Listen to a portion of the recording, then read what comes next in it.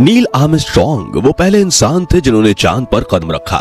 ये बात तो पूरी दुनिया जानती है, लेकिन क्या आपको पता है चांद पर एक वैज्ञानिक की कब्र भी मौजूद है? चौंक गए ना? लेकिन ये बात पूरी तरह से सच है। अब ये कब्र किस जगह पर है और क्या हमारा प्रज्ञान रोवर इस कब्र तक जाएगा? जानने के लिए वीडियो को अंत तक जरूर देखें।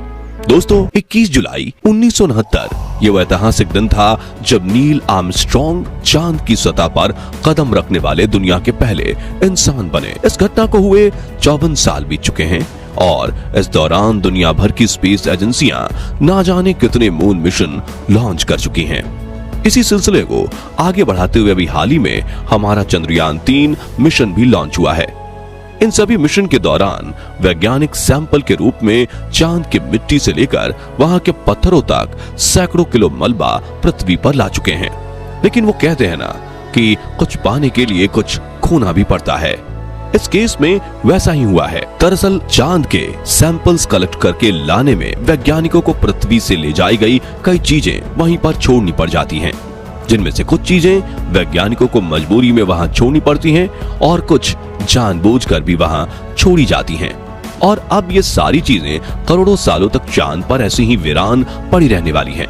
तो आखिर क्या है ये चीजें जो इंसान चांद पर छोड़कर आए हैं? चांद पर बनी यह कब्र किस वैज्ञानिक की है और क्या हमारा प्रज्ञान रोवर इस कब्र को ढूंढ निकालेगा? आइए ये सब कुछ डिटेल में जानते हैं।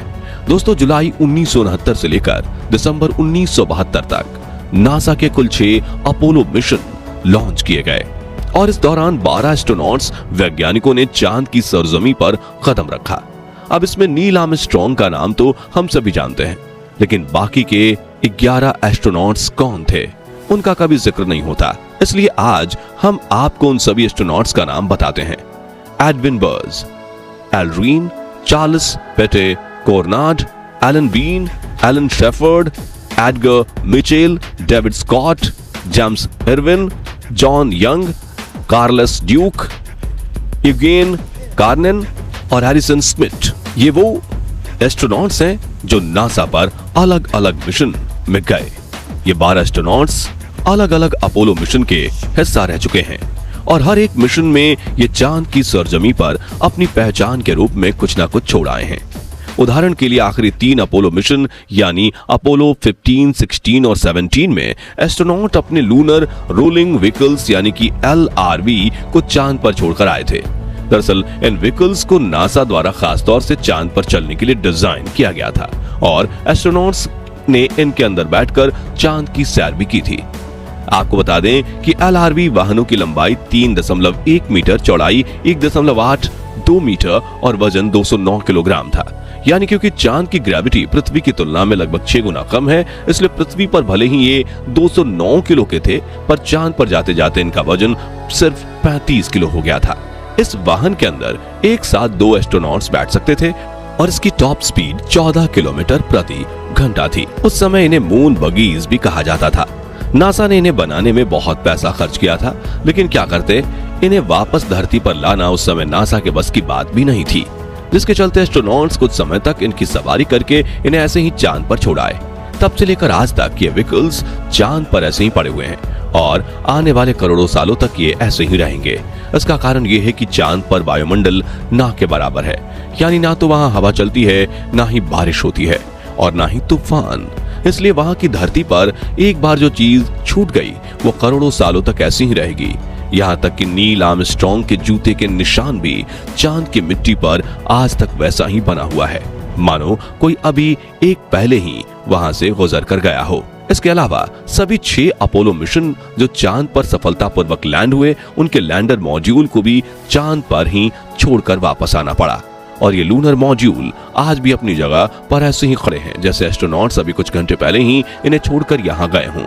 इन बड़ी बड़ी चीजों के अलावा एस्ट्रोनॉट्स की और भी कई सारी छोटी मोटी चीजें इनकी लैंडिंग साइट पर आज तक ज्यों की त्यों पड़ी हुई हैं। इन चीजों में एस्ट्रोनॉट्स का लाइफ सपोर्ट सिस्टम, इनके जूते और ढेर सारे साइंटिफिक इंस्ट्रूमेंट जैसे भूकंप मापने वाला सिस्मोमीटर, चांद की गर्मी जांचने वाला हीट फ्लो प्रोब्स और चांद के भूविज्ञान की स्टडी करने वाले बहुत सारे यंत्र। इसके अलावा चांद पर धरती के इस कचरे में एक गोल्फ स्टिक और कुछ गोल्फ बॉल्स भी शामिल हैं। दरअसल अपोलो 14 मिशन के दौरान एस्ट्रोनॉट एलन शेफर्ड एक कीर्तिमान बनाने के लिए अपने साथ गोल्फ स्टिक और कुछ गोल्फ बॉल्स चांद पर लेकर गए थे और सफल लैंडिंग करने के बाद उन्होंने चांद पर गोल्फ के कई शॉट भी खेले। इस तरह ये चांद पर गोल्फ खेलने वाले पहले और इकलौते इंसान बने और उनकी ये गोल्फ बॉल्स और गोल्फ क्लब आज भी चांद की सतह पर ऐसे ही मौजूद है जैसे 53 साल पहले उन्हें वहां छोड़ा गया था। ये लिस्ट यहीं पर खत्म नहीं होती, बल्कि चांद पर छोड़ी गई चीजों में अमेरिका का झंडा, तोड़फोड़ करने वाले कुछ औजार और एस्ट्रोनॉट्स के मलमूत्र की थैलियां भी शामिल हैं। साथ ही कुछ एस्ट्रोनॉट्स यहाँ अपने परिवार के फोटो भी छोड़कर आए हैं। खैर, ये बात तो हुई अपोलो मिशंस की। इसके अलावा बहुत से मानव रहित चंद्र मिशन लॉन्च किए गए जिनके निशान, औजार और मलबा वगैरह आज भी चांद की सतह पर पड़े हुए हैं। आप में से काफी सारे लोग शायद ये बात नहीं जानते होंगे कि नासा से पहले सोवियत संघ ने चांद पर अपना मिशन भेजा था। इस मिशन का नाम लूना 2 था, जो दुनिया का पहला ऐसा लूनर मिशन था जिसने चांद की सतह को टच किया। हालांकि इसमें लैंडिंग की जगह स्पेसक्राफ्ट चांद पर क्रैश कराया गया था। इसके चलते इसका मलबा आज भी चांद पर वैसे ही पड़ा है। ठीक इसी तरह भारत के चंद्रयान 2 का विक्रम लैंडर जो सॉफ्ट लैंडिंग करने में नाकाम रहा, वो भी छोटे छोटे टुकड़ों में टूटकर चांद पर वैसा ही बिखरा पड़ा है। और अब चंद्रयान 3 के विक्रम लैंडर और प्रज्ञान रोवर भी हमेशा के लिए चांद पर ही रह जाएंगे। खैर, चलिए अब बात करते हैं उस कब्र की जिसका जिक्र हमने वीडियो के स्टार्टिंग में किया था। दरअसल चांद पर जिस इंसान की कब्र मौजूद है उसका नाम है यूजीन मार्ले शूमेकर। यूजीन मार्ले शूमेकर एक महान अमेरिकी भूविज्ञानी और प्लेनेटरी वैज्ञानिक थे। हालांकि उनकी मौत चांद पर नहीं हुई, लेकिन इनकी कब्र चांद पर ही मौजूद है। अब आप सोच रहे होंगे कि भला ये कैसे मुमकिन है। चलिए आपकी दुविधा को दूर करते हैं। दरअसल दोस्तों, यूजीन एक महान वैज्ञानिक थे जिनका जन्म 1928 में हुआ था, लेकिन 1997 में एक सड़क दुर्घटना के दौरान उन्होंने दुनिया को अलविदा कह दिया। यूजीन ने बहुत से अमेरिकन एस्ट्रोनॉट्स को ट्रेन किया था। साथ ही यूटा और कोलोराडो में यूरेनियम की खोज भी सबसे पहले उन्होंने ही की थी और अपने जीवन काल में अंतरिक्ष के अंदर इन्होंने बहुत सारे माइनर प्लैनेट्स खोजे थे। साइंस के फील्ड में अभूतपूर्व योगदान के लिए इन्हें बहुत सारे अवार्ड्स से भी सम्मानित किया गया, लेकिन साथ ही दुर्भाग्य से इनमें से कुछ अवार्ड्स इन्हें तब दिए गए जब ये दुनिया को अलविदा कह चुके थे। नासा भी अपने इस वैज्ञानिक का सम्मान करना चाहता था, जिसके लिए उसने तय किया कि वो इनकी कब्र चांद पर बनाएगा। दरअसल शूमेकर ने अपनी पूरी जिंदगी चांद को स्टडी करने में बिताई थी और वो मरने के बाद भी इस सेलेस्टियल बॉडी का हिस्सा बनना चाहते थे। उनकी इसी इच्छा को पूरा करने के लिए 1999 के दौरान नासा ने लूनर प्रोस्पेक्टर स्पेसक्राफ्ट को जानबूझकर चांद की साउथ पोल एरिया के पास एक गड्ढे में क्रैश करवा दिया। इस क्रैश की वजह से स्पेसक्राफ्ट छोटे छोटे टुकड़ों में टूटकर वहां फैल गया और इसी मलबे में एक कंटेनर भी शामिल था जिसके अंदर यूजीन शूमेकर की अस्थियां थीं। इस तरह से ये चांद पर दफन होने वाले दुनिया के पहले इंसान बने। अब जैसा कि हमने बताया, नासा ने इनकी अस्थियों को चांद के साउथ पोल यानी दक्षिणी ध्रुव के करीब एक क्रैटर में फेंका था और क्योंकि चंद्रयान 3 के विक्रम लैंडर ने भी चांद के दक्षिणी ध्रुव में ही लैंड किया है, ऐसे में बहुत से लोगों को ये उम्मीद है कि प्रज्ञान रोवर यूजीन शूमेकर की इन अस्थियों को खोज निकालेगा। लेकिन असल में ऐसा कुछ नहीं होने वाला, क्योंकि इसरो ने अपने प्रज्ञान रोवर को चांद की सतह पर दूसरी जरूरी खोज के लिए भेजा है, ना कि यूजीन शूमेकर की अस्थियां ढूंढने को।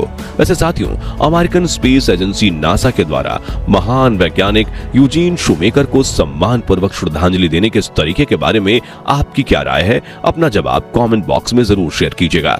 बाकी हमारी आज की इस वीडियो में बस इतना ही। वीडियो अच्छी लगी हो तो इसे लाइक और शेयर जरूर करना, और अगर आप हमारे फेसबुक पेज पर नए हैं तो पेज को फॉलो भी जरूर करें। मिलते हैं जल्दी एक और इंटरेस्टिंग वीडियो में, तब तक के लिए गुड बाय।